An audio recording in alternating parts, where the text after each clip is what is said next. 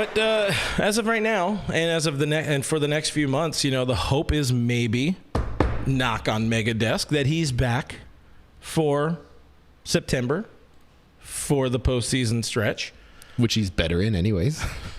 Allegedly, they say. But what happens right now in the post-Buehler era? Who fills in for Walker long term? We know, we've read on our DodgersNation.com. You could also read all about it in other places like the Dodgers Nation app. Andrew Heaney's coming back real soon, but there are other opportunities, other options internally. What are your thoughts on what they should do with Butane's spot in the rotation in the interim? Well, I mean, Heaney's going to be back pretty soon, so that's going to be a thing. But I still think that they should go back to the six-man rotation, given the fact that Julio is very clearly gassed. He had a great start on Sunday. He did. He absolutely did. But he's shown last year, he's already kind of shown it this year, that they're burning him out, and he's not used to that, to be fair to him. It has nothing to do with his talent or anything that they've done. It mostly has to do with how the Dodgers have treated him throughout his career. They've kind of like put the training wheels on, and then all of a sudden they kicked him off, and they were like, go, figure it out. Yeah. Did well, did fantastic, won 20 games, obviously. Such a Cy Young candidate for you, Clint. Listen, but aside from that, games, you're in there. Aside from that, you have to start looking at the fact that, like, we're going to need these guys when it really matters. Not that the season doesn't matter. Every game matters. Every game matters. With that being said, the ones in October, they matter significantly more, and you need at least 4 dudes to get you through that. You might want to have 5 just in case something goes wrong, things go south, because things go south all the time with the Dodgers starting staff. So with that being said, I think they should stick with the 6-man rotation even when Andrew Heaney does come back. A couple options for that. You could have a Ryan Pepio. You could have eventually a Bobby Miller, who will make his debut this year. It seems like more and more likely. Then you got more roster implications there. You do have more roster implications, but you have that option. You have the Michael Grove option. I personally really like Michael Grove and what he can do. You also kind of forget that you have an Andre Jackson that's just kind of sitting in the mind. You have all these like kind of good arms that could potentially be good, but have a lot of control problems. They're absolutely tier 2 arms.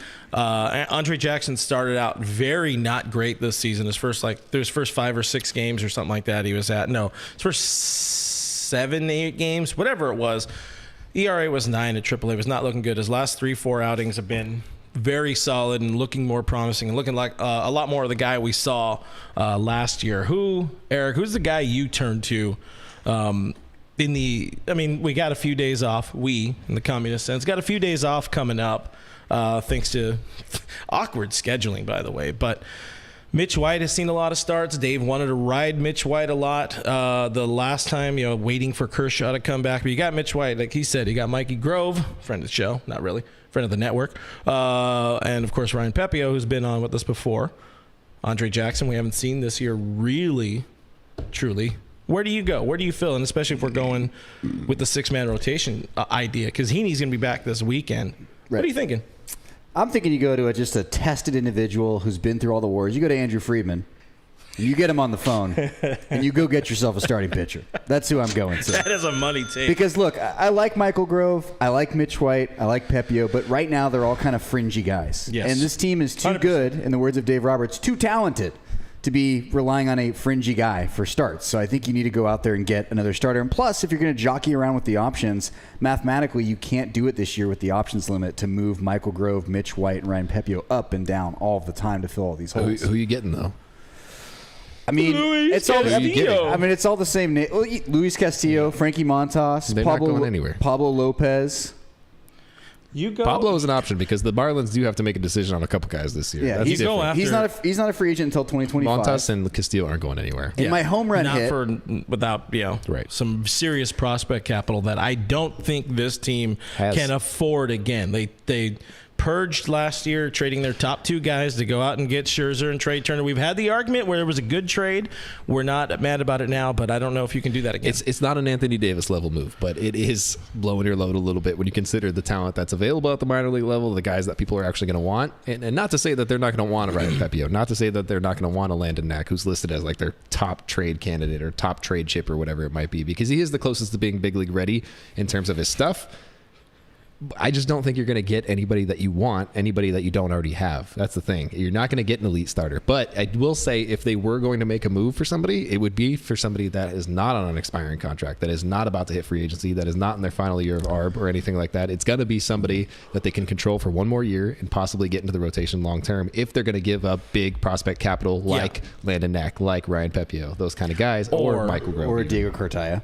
Or Diego Cartaya, which might be an option too. Those guys are going nowhere. There is not a name out there, I think, where Andrew Friedman trades those dudes. Or Brandon Gomes. They are not going to trade those dudes. Diego Cartaya. Give Brandon Gomes his credit. Hey, Diego Cartaya is completely untradeable unless it's alternative. Mike Trout and cashback. What are you doing with Will Smith?